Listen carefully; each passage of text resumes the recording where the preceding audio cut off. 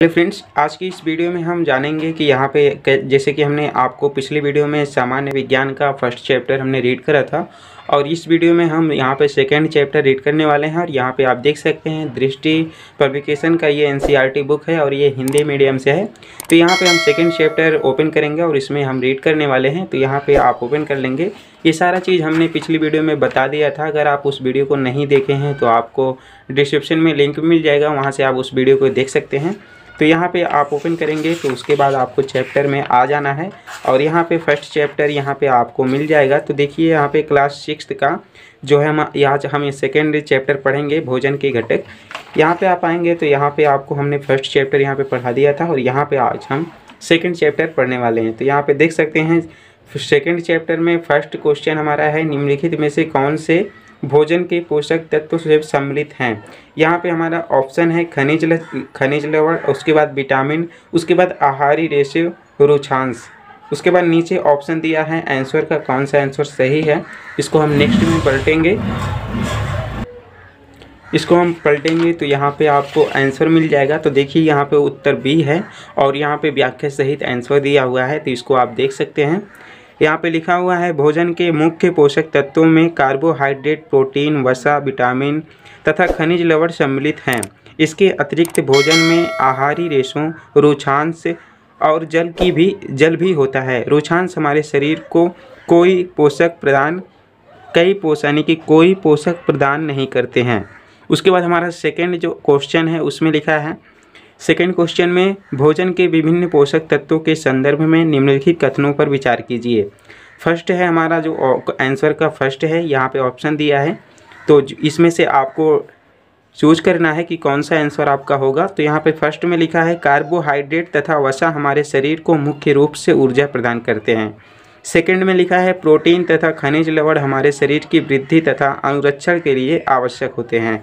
तीसरा है विटामिन हमारे शरीर को रोगों से रक्षा करने में सहायता करते हैं। उसके बाद यहाँ पे नीचे ऑप्शन दिया है ऑप्शन ए, उसके बाद हमें केवल ए और 2, उसके बाद ऑप्शन बी दिया है और यहाँ पे ऑप्शन 3 है। तो यहाँ पे आप देख सकते हैं। उसके बाद यहाँ पे उत्तर आप देखेंगे तो उत्तर में व्याख्या सहित लिखा है, उसका सही उत्तर है डी, यानी कि डी 1, 2 और 3, यानी कि ये तीनों चीज़ सही हैं, तीनों आंसर यहाँ पे सही है। यहाँ पे आप देख सकते हैं तो यहाँ पे उपर्युक्त तीनों कथन सही हैं। कार्बोहाइड्रेट और वसा से शरीर को ऊर्जा मिलती है। प्रोटीन तथा खनिज लवण शरीर की वृद्धि एवं अनुरक्षण के लिए आवश्यक हैं। विटामिन हमारे शरीर को रोगों से रक्षा करने में सहायता देते हैं, जबकि रुचांश बिना पचे भोजन को बाहर निकालने में हमारे शरीर की सहायता करता है। उसके बाद हमारा थर्ड क्वेश्चन है, इसमें लिखा है कार्बोहाइड्रेट के विभिन्न प्रकारों के संदर्भ में निम्नलिखित पर विचार कीजिए। यहाँ पे ऑप्शन है आपका अमीनो अम्ल, दूसरा है मंड और यहाँ पे तीसरा है शर्करा। इसमें ऑप्शन दिया है कौन सा ऑप्शन सही है। तो यहाँ पे आपका जो ए है वो सही है, यानी कि यहाँ पे आपका ए सही है, केवल एक, यानी कि अमीनो अम्ल। उसके बाद यहाँ पे आपको मिल जाएगा कार्बोहाइड्रेट कई प्रकार के होते हैं। हमारे भोजन में पाए जाने वाले मुख्य कार्बोहाइड्रेट मंड तथा शर्करा के रूप में होते हैं। तो उसके बाद यहाँ पे अमीनो अम्ल प्रोटीन होते हैं।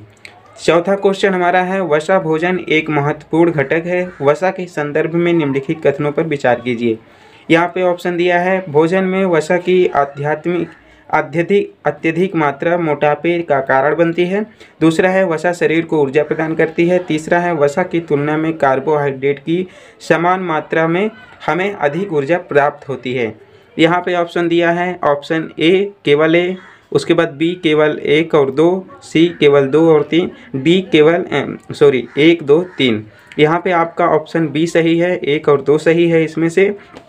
और यहाँ पे व्याख्या सहित लिखा है कथन 1 व 2 सही है परंतु कथन 3 गलत है, क्योंकि कार्बोहाइड्रेट की तुलना में वसा की समान मात्रा में हमें अधिक ऊर्जा प्राप्त होती है। उसके बाद यहाँ पे आपका क्वेश्चन 5 है, पोषक तत्वों के अलावा जल भी भोजन का हिस्सा होता है। इस रूप में जल के संदर्भ में निम्नलिखित कथनों पर विचार कीजिए।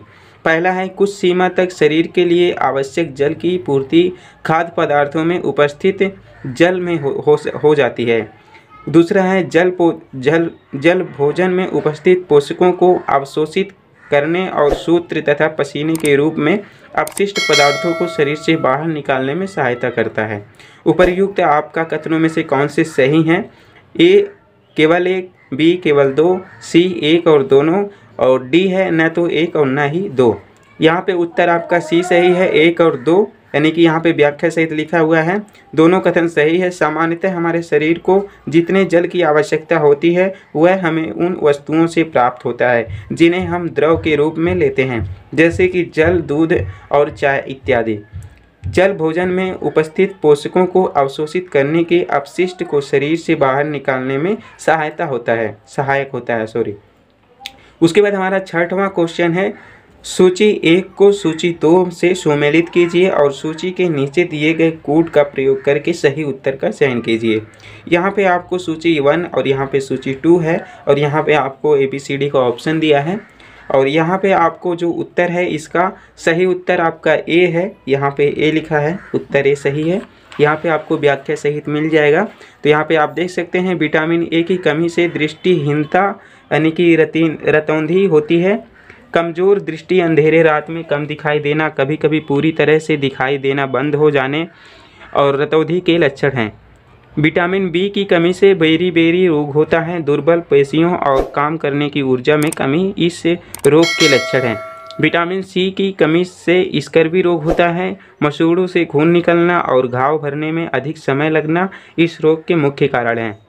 यहाँ पे विटामिन डी की कमी से रिकेट्स होता है, इसके अस्थियां मुलायम होकर जुड़ने लगती हैं। उसके बाद आपका क्वेश्चन 7 है। यहाँ पे लिखा है निम्नलिखित में से कौन सा कथन असत्य है? विटामिन ए तत्व और आँखों को स्वस्थ रखता है।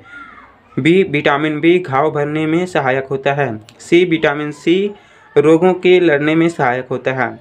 डी विटामिन डी हमारी अस्थियां और दांतों के लिए कैल्शियम का उपयोग करने में हमारे शरीर की सहायता करता है। यहाँ पे आपका आंसर बी सही है। यहाँ पे लिखा हुआ है व्याख्या कथन ए, सी और डी सही है परंतु बी गलत है, क्योंकि विटामिन बी कार्बोहाइड्रेट के पाचन में सहायक होता है। घाव भरने में सहायक विटामिन सी है।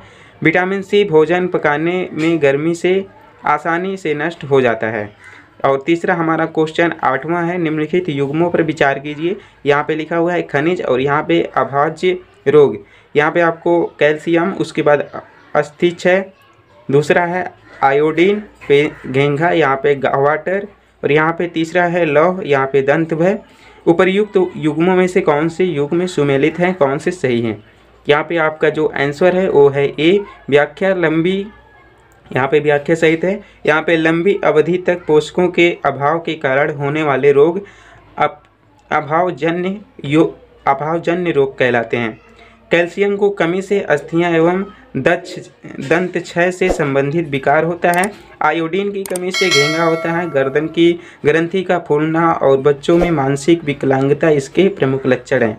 लौह की कमी से अरक्तता होती है, इस कारण रोगी कमजोरी का अनुभव करता है।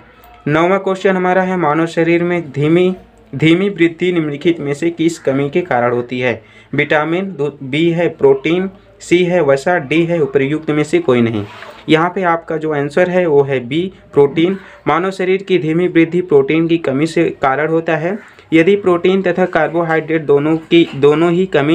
दोनों ही किसी व्यक्ति के आहार में लंबे समय तक अनुपस्थित रहें तो उसकी वृद्धि पूरी तरह से अवरुद्ध हो जाती है। यहाँ पे हमारा ये जो चैप्टर 2 जो हमारा था यहाँ पे भोजन के घटक, ये हमारा चैप्टर कंप्लीट हो गया है। अब हम नेक्स्ट डे में पढ़ेंगे तीसरा चैप्टर तंतु से वस्त्र तक। यहाँ पे आपको हम बता दें कि हम इस बुक को स्टेप बाय स्टेप आपको बताएंगे और इसको पढ़कर भी बताएंगे। यहाँ पे आपको हमने सामान्य विज्ञान का दृष्टि पब्लिकेशन का सामान्य विज्ञान का हमने बुक यहाँ पे आपको दिखा दिया है। फर्स्ट लेसन अगर आप नहीं देखे हैं तो उसको देख लीजिए। और ये हमारा सेकंड लेसन है, जो नेक्स्ट है वो नेक्स्ट डे आएगा, next lesson. So I hope आपको वीडियो अच्छा लगा, और वीडियो अच्छा लगा तो वीडियो को लाइक ज़रूर कीजिएगा। उस तरह से जानकारी पाने के लिए आप हमारे चैनल को सब्सक्राइब कर लीजिए ताकि इस तरह से आने वाले हर एक वीडियो का नोटिफिकेशन आपको सबसे पहले मिल सके। सो अब हम मिलेंगे नेक्स्ट वीडियो में, तब तक के लिए जय हिंद, जय भारत, वंदे।